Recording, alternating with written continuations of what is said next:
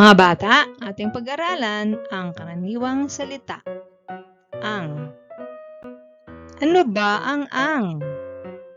Ang salitang ang ay isang karaniwang salita sa Filipino na ginagamit upang ipakita kung sino o ano ang pinag-uusapan sa isang pangungusap. Tinutulungan nito tayong malaman kung ano ang mahalagang bagay o tao sa pangungusap. Tayo ay magsanay magbasa. Ang. Ang ama. Ang ama.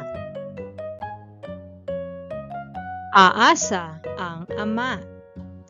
Aasa ang ama. Ang mama. Ang mama.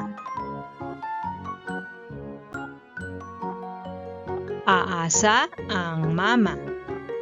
Aasa ang mama. Sasama. Sasama sa masa.